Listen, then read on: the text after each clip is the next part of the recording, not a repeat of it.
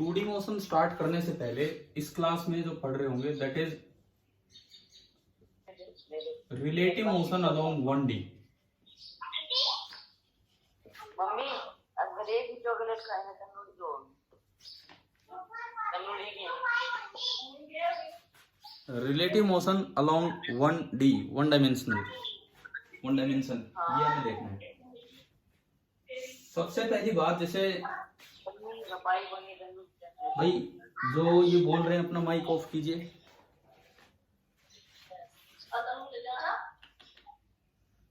ये मान लो कोई गाड़ी है, हम 1D रिलेटिव मोशन देख रहे हैं। ये कोई गाड़ी है, ये आगे जा रही है किसी वेलोसिटी के साथ। इसमें ये एक ड्राइवर है जो गाड़ी चला रहा है इस तरह से। एक ऑब्जर्वर यहां बैठा हुआ है और एक ऑब्जर्वर ग्राउंड पे है। एक यहां बैठा है, एक ग्राउंड पे है, इस तरह से है। This is A, this is B and this is C. इस तरह का कुछ हो रहा है। और एक कोई चीज या कोई आदमी आगे चल रहा है डी। देखो हमने 4 अलग अलग ऑब्जर्वर बना दिए और मान लो ये कार है, कार इज एक्सेलरेटेड।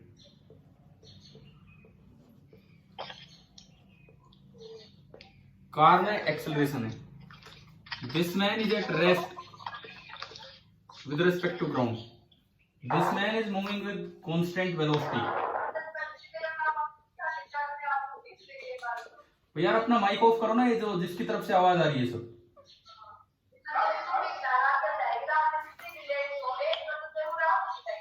भाई आप लोग अपना माइक ऑफ कीजिए, अगर नहीं फिर मैं बंद करूंगा, क्या फायदा है।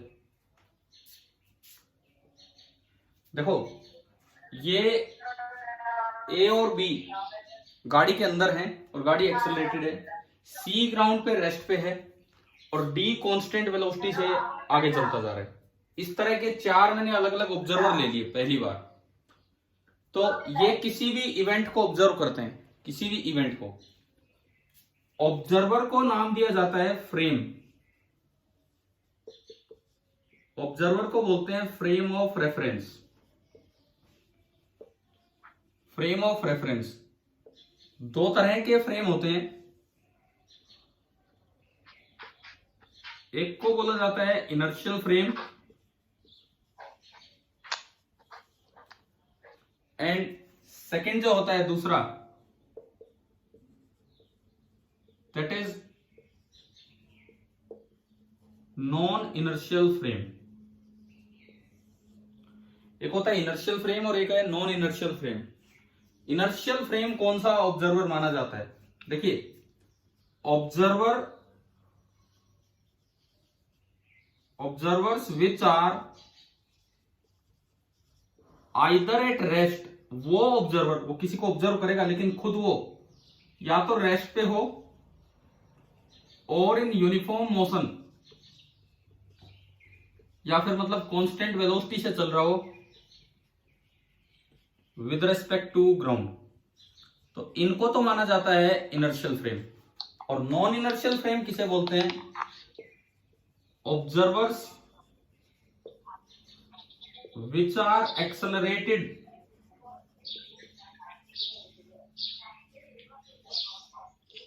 with respect to ground। अब आप ये बताओ, ये 4 मैंने ऑब्जर्वर बनाए, किसी चीज को ऑब्जर्व करेंगे तो इन 4 ऑब्जर्वर्स में से सी कैसा ऑब्जर्वर है? मतलब फ्रेम बोल दो, सी कैसा फ्रेम है? इनर्शियल की नॉन इनर्शियल? इनर्शियल, क्योंकि ये रेस्ट पे है with respect to ground. B क्योंकि कार एक्सेलरेटेड है और ये कार में बैठा तो ग्राउंड के रेस्पेक्ट में ये भी, तो ये non inertial. A non inertial. D चाहे मोशन में हो लेकिन कांस्टेंट वेलोसिटी से चल रहा है, तो ये आपका कैसा फ्रेम होगा? Inertial frame. ठीक है। पहली बात ये बताओ, क्या फ्रेम क्या होते हैं, क्या ये समझ में आया? इस तरह से दो तरह के फ्रेम्स देखे जाते हैं। अब इसका यूज आगे न्यूटन्स लॉ के टाइम हम देख रहे होंगे, लेकिन यहाँ रिलेटिव मोशन है इनके बीच में। रिलेटिव मोशन कैसे है? सी और बी के बीच में रिलेटिव मोशन है, ए और बी के बीच में रिलेटिव मोशन नहीं है, क्योंकि दोनों एक दूसरे के रिस्पेक्ट में रेस्ट पे है। डी और ए के बीच में भी रिलेटिव मोशन है, क्योंकि दोनों की वेलोसिटी अलग अलग होगी। वो तो एक फिक्स स्पीड से जा रहा है, ये एक कांस्टेंट एक्सेलरेटेड मोशन है। तो अब हम रिलेटिव मोशन में सबसे पहली चीज रिलेटिव पोजीशन क्या होती है, देन रिलेटिव वेलोसिटी क्या होती है। इस तरह से आगे बढ़ते हैं। ये तो हमने पढ़ा फ्रेम।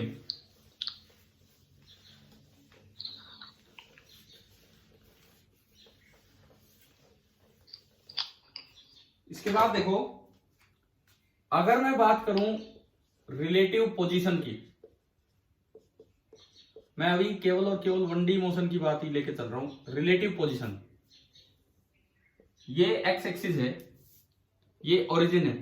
सपोज कीजिए किसी समय एक पार्टिकल यहां है, at T equal to T एक पार्टिकल तो यहां है, और उसी समय एक दूसरा पार्टिकल यहां है, x2। दो मैंने अलग अलग पार्टिकल्स ले लिए एक ही समय पे, एक तो x1 पे है और एक जो है वो x2 पे है। अब अगर बात की जाए relative position of 2 with respect to 1, मान लो मैं इस तरह से बात करूं, x21, x21 का मतलब है रिलेटिव पोजीशन ऑफ 2, x21 का मतलब है relative position of 2 with respect to 1। तो x21 मींस कि अगर 1 देखे तो उसको 2 कितनी दूर नजर आएगा। देखो ये मान लो 4 मीटर और ये पूरा 10 मीटर, तो 1 को कितनी दूर नजर आएगा? ये 4 मीटर और ये पूरा 10 मीटर, तो 1 को 2 की पोजीशन कितनी दूर नजर आएगी? 6 मीटर। इट मींस x21 का फॉर्मूला हुआ x2 माइनस x1, और ये विद साइन रखना होता है। अगर x1 इधर होता, मान लो वो 6 उधर है और ये 4 इधर है, तो इसकी पोजीशन -4 होती, लेकिन इसको तो 10 आगे नजर आता, तो 6 माइनस -4 10। तो हमारे पास पहली एक्सप्रेशन आ गई कि रिलेटिव पोजीशन का फॉर्मूला होगा x21, position of 2 with respect to 1, that is position of 2 minus position of 1। This is our x21। बताओ ये पहली चीज आ गई है समझ में? ठीक है। इसके बाद रिलेटिव वेलोसिटी, रिलेटिव पोजीशन के बाद अब हम चलेंगे रिलेटिव वेलोसिटी पे। बिल्कुल सेम यही फॉर्मूला है। किस तरह से? देखिए, अगर मैं लिखना चाहूं रिलेटिव वेलोसिटी, तो आप इसको दोनों साइड डिफरेंशिएट कर दो। दरअसल ये वेक्टर पोजीशन है, मतलब कोई उल्टा होगा तो माइनस के साथ पुट होगा। आपने इसको दोनों साइड डिफरेंशिएट किया, dy dt of x21 this is equal to dy dt of x2 minus dy dt of x1। अब dy dt ऑफ x21 को तो बोल देते हैं relative velocity of 2 with respect to 1। dx2 by dt बनेगा velocity of 2 with respect to ground, and dx1 by dt बनेगा velocity of 1 with respect to ground. तो मेरे पास एक और फॉर्मूला आ गया रिलेटिव वेलोसिटी का कि v21 vector that is equal to v2 vector minus v1 vector. अब इसको फिजिकली क्या मतलब है, कैसे बिना फॉर्मूला लगाए हम किस तरह से इन चीजों को कैलकुलेट करें, अब आइए वो चीज समझते हैं।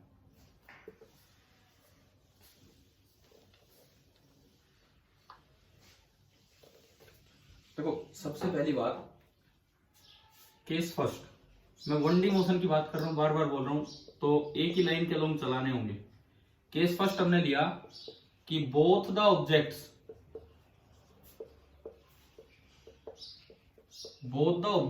Are moving in positive direction, या मूविंग इन सेम डायरेक्शन लगा लो। अब इसमें देखते हैं कि रिलेटिव वेलोसिटी क्या बनेगी।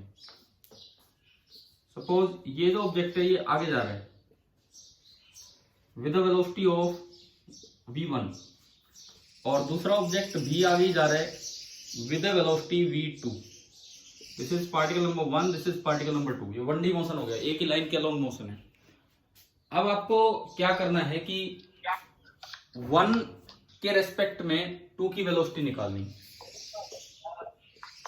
मुझे निकालना है velocity of 2 with respect to 1। ये चीज मैं निकालना चाहता हूं। तो देखो, विद रेस्पेक्ट टू ग्राउंड जो डायग्राम था वो ये था। विद रेस्पेक्ट टू ग्राउंड जो डायग्राम था वो ये था कि ये 1 था, ये कुछ आगे जा रहा था विद वेलोसिटी v1, और ये 2 था, ये भी कुछ आगे जा रहा था विद सम वेलोसिटी v2। अगर आपको रिलेटिव वेलोसिटी निकालनी है तो पहले ये डिसाइड करो इसमें ऑब्जर्वर कौन है, 1 है कि 2 है। ऑब्जर्वर कौन है इसमें? 1। Velocity of 2 with respect to 1, it means जो हमारा ऑब्जर्वर है दैट इज 1। तो ऑब्जर्वर को रेस्ट पे ले आओ, उसको रोक दो उसको। अब रोकना है मैथमेटिकली, कभी यूं नहीं भी रोक दिया, मैथमेटिकली रोकना है। मतलब जितनी उसकी वेलोसिटी थी अपोजिट डायरेक्शन में उतने ही मैग्नीट्यूड की वेलोसिटी ऐड कर दो। परंतु एक सिचुएशन में जो आप एक में ऐड करते हैं वो सब में ऐड करना पड़ता है। तो अगर v1 इधर हुआ तो v1 इधर भी ऐड करना पड़ेगा। ठीक है, इसमें किया तो इसमें भी ऐड करना पड़ेगा। अब देखो, ये जो ब्लैक कलर वाला डायग्राम है, ब्लैक कलर वाला डायग्राम तो है with respect to ground. Black colour वाला डायग्राम है विद रिस्पेक्ट टू ग्राउंड, लेकिन ब्लू कलर ऐड होते ही वो बन गया विद रिस्पेक्ट टू ऑब्जर्वर 1। तो विद रिस्पेक्ट टू ऑब्जर्वर 1 अगर आपको बनाना है तो 1 को रेस्ट पे लाओ, ऑब्जर्वर को रेस्ट पे लाओ, तो चीजें समझ में आएंगी कि उसको कैसा नजर आ रहा है। तो अब देखिए मैं ब्लू कलर से दिखाता हूं। अब अगर ऑब्जर्वर 1 रेस्ट पे आ गया, ऑब्जर्वर 1 अगर रेस्ट पे आ गया तो बताओ 2 की वेलोसिटी कितनी बची है? v2 आगे था, v1 पीछे था। मान लो v2 बड़ा है तो कितना बचा? v2 minus v1। For example ये 4 मीटर पर सेकेंड से जा रहा था, ये 6 मीटर पर सेकेंड से जा रहा था।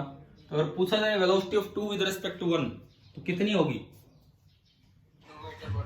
2 मीटर पर सेकेंड आगे की तरफ, उधर राइट की तरफ। अब देखिए केस सेकंड, मतलब ये चीज हमें डायरेक्ट याद कर लेनी चाहिए कि अगर दो ऑब्जेक्ट सेम डायरेक्शन में चलते हैं तो जो रिलेटिव वेलोसिटी होती है वो सब्ट्रैक्ट हो जाती है, दोनों की इंडिविजुअल वेलोसिटी उससे निकलेगी।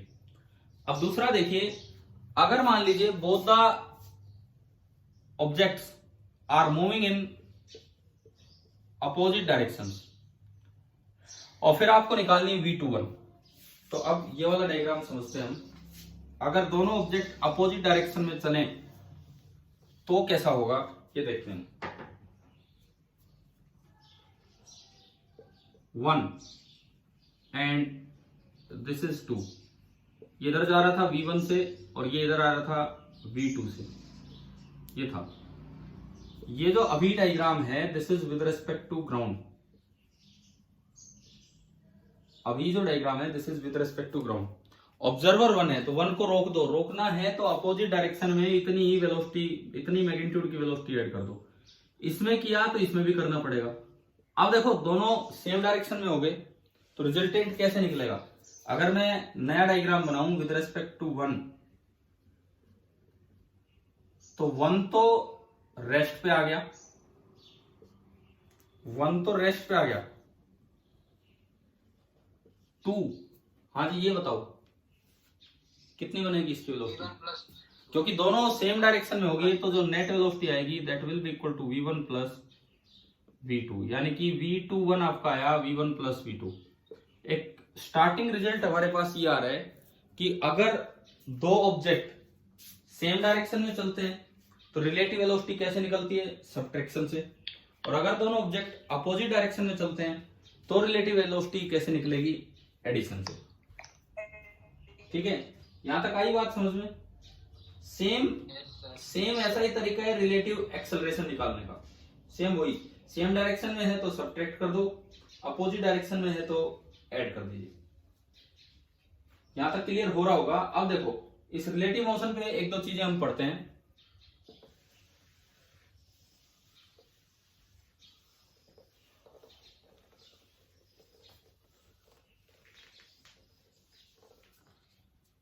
सपोज कीजिए एक क्वेश्चन की तरह मैं अगर दूं, एक लिफ्ट है और अब ये नहीं चल रही है, अब ये रेस्ट पे है। आपने यहां से एक चीज को थ्रो किया,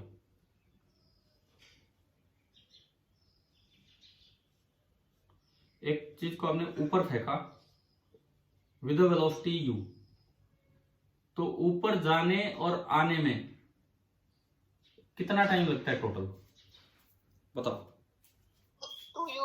2u बाई जी। अभी जो टाइम लगता है दैट इज 2u बाई जी। लेकिन अब मैं क्वेश्चन में क्या कर रहा हूं, ये तो तब का टाइम था जब लिफ्ट रेस्ट पे थी।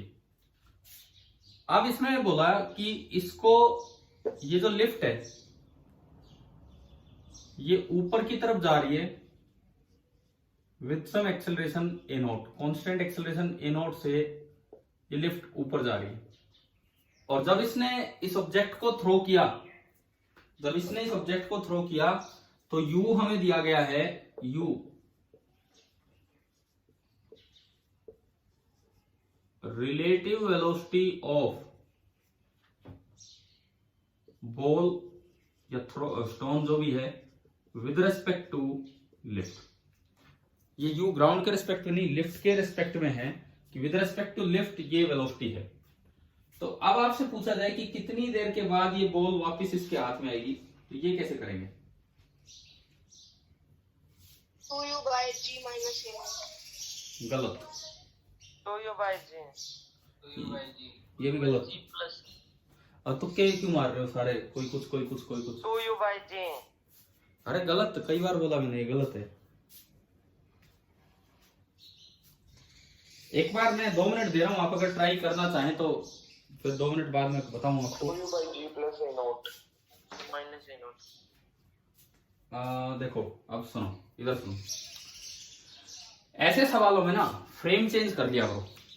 आप विद रेस्पेक्ट टू ग्राउंड की बजाय जब सॉल्यूशन स्टार्ट करें तो with respect to lift start कीजिए। अब विद रेस्पेक्ट टू लिफ्ट लाना है तो लिफ्ट को रेस्ट पे लाना होगा। लिफ्ट में एक्सेलरेशन कितनी है ऊपर,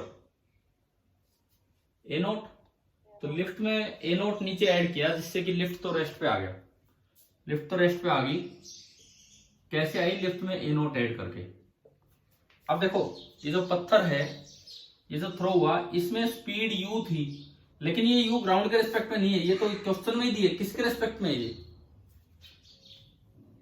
किसके रिस्पेक्ट में है, विद रिस्पेक्ट टू लिफ्ट, तो वो तो u ही दिखानी पड़ेगी। जब इसको फेंका, जब स्टोन को फेंका तो स्टोन में फ्री फॉल था, एक एक्सेलरेशन नीचे था g, और लिफ्ट में एक्सेलरेशन ऊपर था ए नोट। लेकिन जब आप विद रिस्पेक्ट टू लिफ्ट जाओगे तो ये ए नोट खत्म करना होगा, तो अपोजिट डायरेक्शन में ए नोट ऐड होगा। नीचे की तरफ इसमें ऐड हुआ तो नीचे की तरफ इसमें भी ऐड होगा। तो विद रिस्पेक्ट टू लिफ्ट मतलब जब लिफ्ट रेस्ट पे है तो बॉल की एक्सेलरेशन नीचे की तरफ कितनी है, जब लिफ्ट रेस्ट पे है तब। जब लिफ्ट रेस्ट पे है तो बॉल की एक्सेलरेशन नीचे की तरफ कितनी है, g प्लस ए नोट। अगर इनका सम 0 है तो इनका सम हो जाएगा g प्लस ए नोट। तो बस एक ही चेंज है, वहां जहां एक्सेलरेशन g हुआ करती थी उसकी जगह क्या आ जाना है, g प्लस ए नोट। तो यहां अगर टाइम, यहां जब ये एक्सेलरेट ना करती तब की बात कर रहा हूं, अगर ये एक्सेलरेट नहीं करती, टाइम आता 2u बाई जी, तो उधर कितना आएगा टाइम, g की जगह क्या आ जाएगा, g प्लस ए नोट।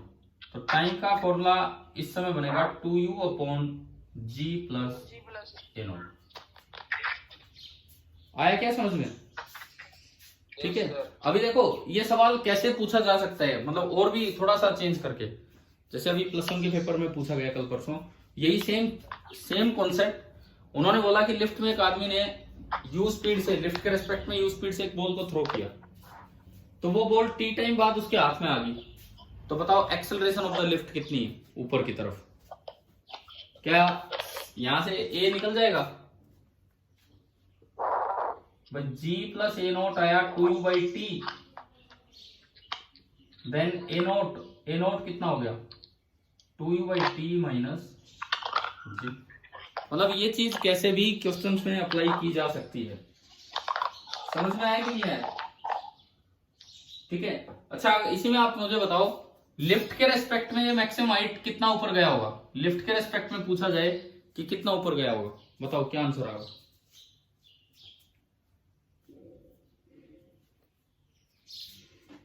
वैसे कितना ऊपर जाता है, अगर लिफ्ट नहीं जा रही होती, चल रही होती, तो ये यू से फेंकते हो तो कितना ऊपर जाता है कोई ऑब्जेक्ट, u²/2g। हाँ बिल्कुल सही। तो अभी बताओ अभी कितना ऊपर जाएगा maximum height with respect to lift, बोलो। अरे बोलो नहीं तो मैं ही लिख दूंगा फिर यार। जी की जगह क्या आ जाएगा, g+a0। जहां से आपने थ्रो किया वहां से वो लिफ्ट के रिस्पेक्ट में कितना ऊपर जाएगा। अगर लिफ्ट ना एक्सेलरेट कर रही होती तो u²/2g होता।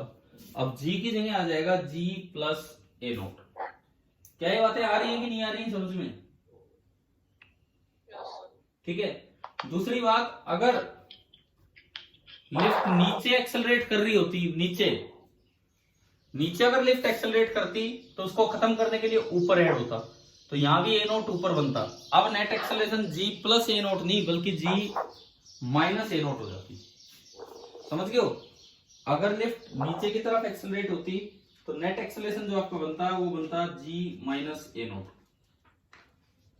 अभी बताओ 1D में रिलेटिव मोशन समझ में आ रहा है कि क्या किस तरह से करना होता है? ठीक है। 1D रिलेटिव मोशन पे और जो दो तरह के क्वेश्चन आते हैं वो होते हैं रिवर में अपस्ट्रीम एंड डाउनस्ट्रीम मोशन। पढ़े होंगे यार ये अपस्ट्रीम डाउनस्ट्रीम, मैथ्स में आते हैं ऐसे क्वेश्चन?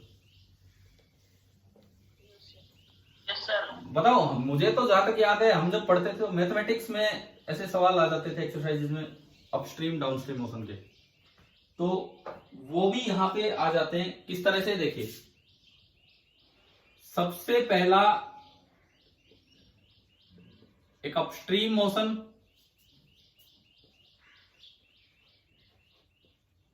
और एक downstream motion.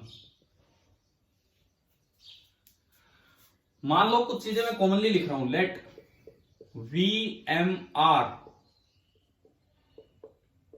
Relative velocity of man या स्विमर,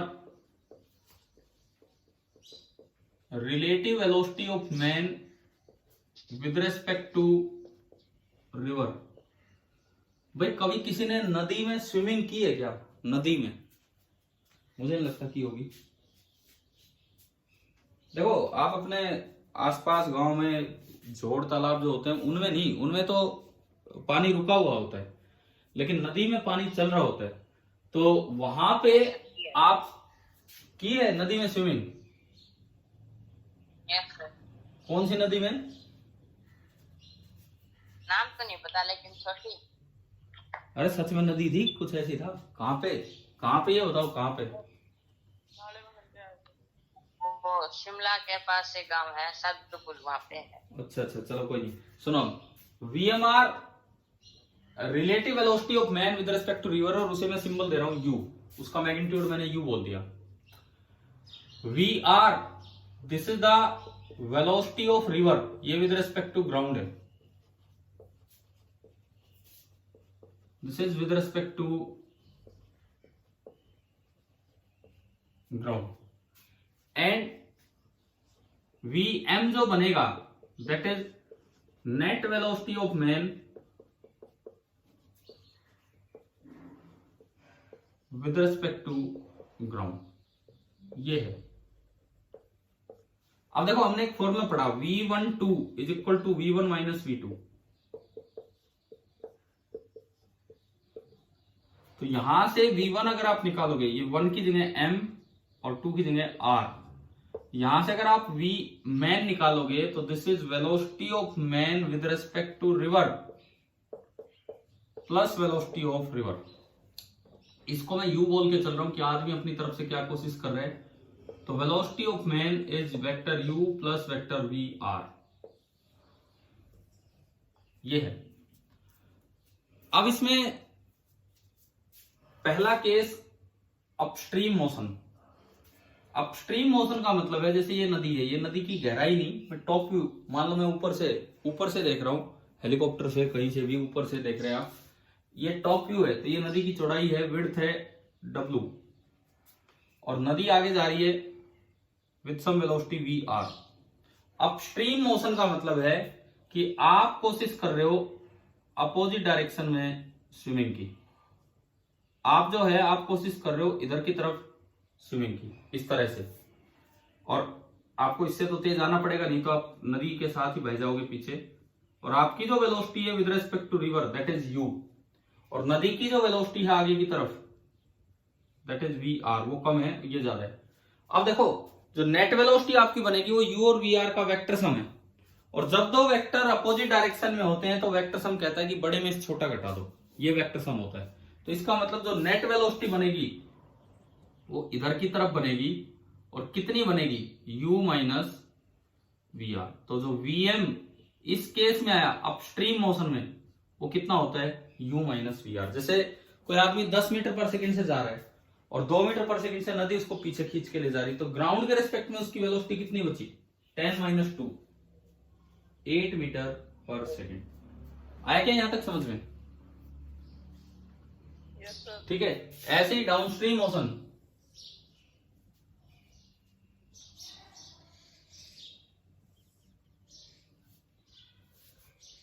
डाउनस्ट्रीम मोशन, इसमें देखो नदी आगे जा रही है VR से, और आदमी भी आगे की तरफ ही स्विमिंग कर रहा है, ये भी आगे जा रहा है विद सम वेलोसिटी u। तो जो नेट वेलोसिटी होगी u, ये वो खुद अपने जो स्ट्रोक्स लगा रहा है उसकी स्पीड है, खुद वो कितना आगे बढ़ना चाह रहा है। जो नेट वेलोसिटी होगी वो इन दोनों का वेक्टर सम है, और ये दोनों सेम डायरेक्शन में है, तो जो नेट वेलोसिटी बनेगी वो आगे की तरफ हो जाएगी, एंड जो इस बार Vm बनेगा वो कितना बनेगा u प्लस VR। ये 1D रिलेटिव मोशन के अंदर दो अच्छे सवाल आ जाते हैं, अपस्ट्रीम डाउनस्ट्रीम दोनों का यूज करके, मतलब इस तरह से चीजें पूछ ली जाती हैं।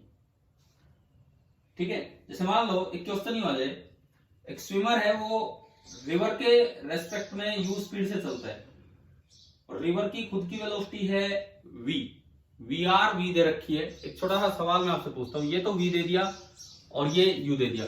अच्छा, इसको रटना मत कि ये u ही होता है, सवाल में हो सकता है कि इसको v बोल रखा हो, इसको u बोल रखा हो, तो आपको क्वेश्चन पढ़ना है ध्यान से क्या दिया है क्या नहीं। अभी मैं मान रहा हूं कि आदमी की जो वेलोसिटी है वो u है विद रिस्पेक्ट टू रिवर, और मतलब उसकी कैपेबिलिटी क्या है वो तो u है, और रिवर की खुद की वेलोसिटी v है।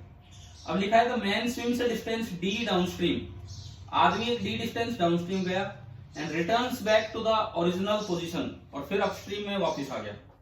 Find out the time taken in the complete motion. पहले वो d डाउनस्ट्रीम गया और फिर वो d अपस्ट्रीम वापस आया, तो बताओ उसको टोटल टाइम कितना लगा होगा, पूरी जर्नी में टोटल टाइम कितना लगा होगा बताइए। सर पहले स्पीड को u प्लस VR रख देंगे, फिर u माइनस VR। ना तो आप बता दो, इतना सही काम है तो कि मैंने ये सवाल दिया कि ये पहले डाउनस्ट्रीम गया d डिस्टेंस आगे, फिर लौट के आया d डिस्टेंस पीछे की तरफ, तो टोटल टाइम टेकन पूरी कंप्लीट जर्नी में कितना लगा। पहले जाने का टाइम बताओ। d अपन u प्लस। हाँ, जब कांस्टेंट स्पीड वाले क्वेश्चंस होते हैं तो उनमें डिस्टेंस अपॉन स्पीड कर दो, टाइम आ जाएगा। आने का टाइम d अपन u minus d upon u minus u minus. Options मिलेंगे इस तरह मिलेंगे, जैसे एलसीएम लिया तो ये बन गया u square minus v square, d इससे मल्टीप्लाई हुआ, इससे मल्टीप्लाई हुआ, d कॉमन v से भी कट गया, 2u आ गया, तो 2du upon u square minus v square. इस तरह से आपका ये जवाब आया। तो ये तो सिंपल सा सीधा सा क्वेश्चन था अपस्ट्रीम डाउनस्ट्रीम मोशन में। कई बार क्वेश्चंस में एक और चीज इंक्लूड कर दी जाती है कि कोई राफ्ट वर्ड यूज कर दिया, लकड़ी का टुकड़ा है, कुछ भी है, मतलब ऐसी चीज जो नदी में पड़ी हुई, वो ना अपस्ट्रीम जा सकती है ना डाउनस्ट्रीम जा सकती है। एक लकड़ी का टुकड़ा अगर नदी में पड़ा है तो वो बताओ उसकी वेलोसिटी क्या होगी। एक लकड़ी का टुकड़ा अगर नदी में, वेलोसिटी ऑफ रिवर। मुझे सुनाई नहीं दिया, दोबारा पूछ। अगर हाँ ठीक है, अगर एक अगर एक लकड़ी का टुकड़ा कहीं पड़ा है तो उसकी जो वेलोसिटी होगी that will be same as the velocity of river. अब देखो जैसे मान लो ऐसे सवाल आ जाए, एक और सवाल इस पे हम लेते हैं। मैं फिर कहता हूं ये कोई गहराई नहीं है नदी की, ये गहराई नहीं है, ये टॉप व्यू है इसका, ऊपर से दिख रहा है, ये चौड़ाई है नदी की। एक नदी आगे की तरफ बह रही थी किसी वेलोसिटी VR से। आप एक मोटर बोट लेके निकल लिए, आप एक मोटर बोट लेके, ठीक है, मोटर बोट लेके आप निकल लिए। पहले आप जा रहे हैं डाउनस्ट्रीम और आपकी with respect to river boat की वेलोसिटी है u। जब आप डाउनस्ट्रीम जा रहे थे तो आपको आपके पैरेलल एक आदमी मिला जो कोई बोट पे नहीं था, वो एक लकड़ी के टुकड़े पे बैठा था, बस वो यहीं बैठा है लकड़ी के टुकड़े पे। तो क्या उसकी खुद की कोई वेलोसिटी हो सकती है? नहीं हो सकती। तो आप इसको पीछे छोड़ के चले गए, आप यहां से निकले और आप इसको पीछे छोड़ के जा चुके हैं, ठीक है। एक घंटे बाद आपको लगा कि भाई वापस चलना चाहिए। तो अगर ये टाइम है t=0, तो सही 1 घंटे बाद आपने वापस मुड़ने की सोची और आपने टर्न बैक किया यूं, अपनी बोट की डायरेक्शन पीछे की तरफ कर दी और अब आप इधर की तरफ आ गए। तो बताओ अब आप अपस्ट्रीम आ रहे हैं डाउनस्ट्रीम आ रहे हैं? अपस्ट्रीम, ठीक है। और 1 घंटे बाद आप मुड़े थे और अब आपको रास्ते में फिर दोबारा वही आदमी मिलना तो था ही, वो बेचारा धीरे धीरे आ रहा है, आप तेज भागे जा रहे हो। अब आप फिर इसके पैरेलल यहां पहुंच गए थे, इसके पैरेलल, तो आपको फिर दोबारा से वही आदमी मिला। आप कह रहे हो भाई तू अभी तक यहीं आया, बोले मैं तो आगे से पीछे आ चुका हूं वापिस। अब इसमें ये कोई लकड़ी का टुकड़ा है और कुछ नहीं है, इस तरह से जा रहा है। सपोज ये पॉइंट है A, ये पॉइंट है B जहां से वो मुड़ा, और ये पॉइंट है C। और जब ये दोबारा इसकी मुलाकात होती है तो पहले वाले से वो 6 किलोमीटर दूर है। दोबारा जहां इसकी मुलाकात हुई वो पहले वाले से 6 किलोमीटर। मैं अपस्ट्रीम डाउनस्ट्रीम पे आपको एक क्वेश्चन दे रहा हूं, अब बताओ क्या पूरी सिचुएशन समझ में आ गई है कि नहीं, क्या क्या हुआ है? ठीक है। इसमें यह बोला गया है कि इसमें मैसेज आ चुका है आपका, मतलब लास्ट के कुछ मिनट्स बच रहे होंगे, 4, 5, 6 मिनट, पता नहीं कितना है। देखिए अब इधर ये बोला गया है कि एक आदमी ए से गया 1 घंटे बाद, जहां से इसने ये मुलाकात हुई थी उसके 1 घंटे बाद वो वापस मुड़ा, और दोबारा जहां इससे मुलाकात हुई वो पहले वाले पॉइंट से 6 किलोमीटर दूर है। तो अब आपको ये बताना है कि फाइंड VR, रिवर वेलोसिटी क्या होगी। सारी वेलोसिटी को कांस्टेंट मानना है।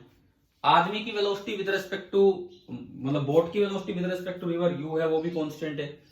रिवर की वेलोसिटी VR है, वो भी कांस्टेंट है। और लकड़ी तो खुद रिवर की वेलोसिटी से ही चलेगी। चलिए क्वेश्चन आ गया क्या समझ में?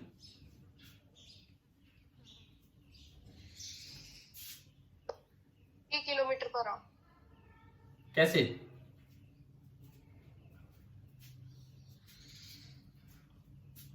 बताइए किस तरीके से? VR is equal to 6 kilometre upon 2R।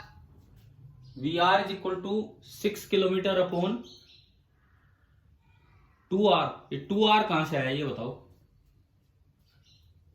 वो 1 घंटा तो वो आगे गया तब लग जाएगा और वो वापस आएगा फिर 1 घंटा और लग जाएगा। ये कैसे पता कि वापस आने पे 1 घंटा ही लगेगा? ये कैसे पता मुझे कि वही वापस आने पे 1 ही घंटा लगेगा? ज्यादा लगेगा इससे ना, ज्यादा लगे कम लगे उतना ही लगे, मतलब ये क्या, इसके पीछे लॉजिक क्या है कि 1 ही घंटा लगेगा वापस आने में? अभी जो भी जवाब दे रहे थे मैं उनसे पूछना चाह रहा हूं, गया या हमें दिया गया 1 घंटे बाद वो मुड़ा, अब ये क्या पता मुझे कि वापस वो मुझे 1 ही घंटे बाद मिलेगा?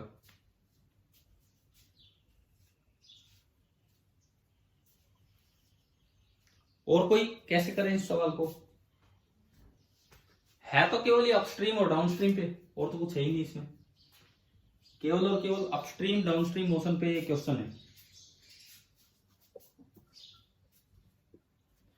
चलो एक काम करो, ये क्वेश्चन आप सुनो, आप जैसे भी करो, 1D रिलेटिव 1D पे मैंने ये क्वेश्चन दिया है, ये आपका होमवर्क है, ठीक है? ये आप ट्राई करेंगे,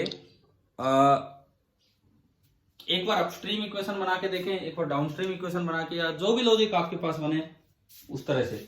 तो ये दिया गया है कि 1 घंटे बाद वो मुड़ के जब वापस चलता है तो दोबारा जहां उसकी मुलाकात होती है वो पहले वाले पॉइंट से 6 किलोमीटर दूर है, और जो लकड़ी का टुकड़ा है वो नदी की स्पीड से चलेगा, और आदमी एक बार अपस्ट्रीम जा रहा है और एक बार डाउनस्ट्रीम जा रहा है। तो ये आप ट्राई करेंगे, मैं आपको भेज दूंगा यार, ये सॉल्यूशन मैं भेज दूंगा क्या है क्या नहीं, कल तक का वेट नहीं होगा आपको, लेकिन आप ये एटलीस्ट ट्राई कर लेंगे ये चीज कि भाई कैसे करनी है। अच्छा बताओ, रिलेटिव 1D मोशन समझ में आया क्या है क्या नहीं है? हाँ भाई, क्लियर है ना रिलेटिव 1D मोशन? अब 2D मोशन कल से स्टार्ट करेंगे। आज आपका एक टेस्ट है 1D मोशन पे, ओनली ऑन 1D मोशन। तो टेस्ट के टाइमिंग में आपको बता दूंगा। आपकी क्लासेज शाम को तो नहीं होती है शायद 5 बजे के आसपास? हाँ तो उसी के आसपास हम रखेंगे, आपको टाइमिंग मिल जाएगा क्या होगा क्या नहीं होगा। और अभी लास्ट 1.5 मिनट बचे हैं, और किसी को कुछ पूछना है, कुछ बोलना है, कोई सुझाव देना है तो बताओ। लास्ट 1.5 मिनट बचा है इस मीटिंग का। सर वो टेम्परेचर और रेजिस्टेंस में वो बताना रिलेशन। देखो, एक बच्चे ने पूछा कि टेम्परेचर और रेजिस्टेंस में क्या रिलेशन है, या रेजिस्टेंस कैसे टेम्परेचर पे डिपेंड करती है। हमने आपको अगर नहीं पढ़ाया उस समय, तो एक एम्पेरिकल रिलेशन होता है। क्या रिलेशन होता है सुने, R is equal to R initial into 1 plus, ये नहीं पढ़ा रखा क्या ये वाला रिलेशन? ये R फाइनल है। T इनिशियल टेम्परेचर पे R इनिशियल रेजिस्टेंस है, T फाइनल टेम्परेचर पे R फाइनल है, और अल्फा को बोलते हैं टेम्परेचर कोफिशिएंट ऑफ रेजिस्टेंस। ये मटेरियल पे डिपेंड करता है। तो बस ये रिलेशन है, ये आप याद रख लेना, एम्पेरिकल रिलेशन, ठीक है? आ रहा होगा समझ में, टीआई का क्या मतलब है, आरआई का क्या मतलब है, टीएफ का क्या मतलब है, और आरएफ का क्या मतलब है, और अल्फा एक कांस्टेंट है। ये रिलेशन है, अगर कहीं जरूरत पड़े यूज करना हो तो इसको कर देना। चलिए, अब हमारी ये मीटिंग बस फिनिश ही होने वाली है, लास्ट के टाइम, लास्ट मिनट ही चल रहा है। आप टेस्ट की तैयारी करें, शाम को एक टेस्ट देना, ठीक है? Thank you.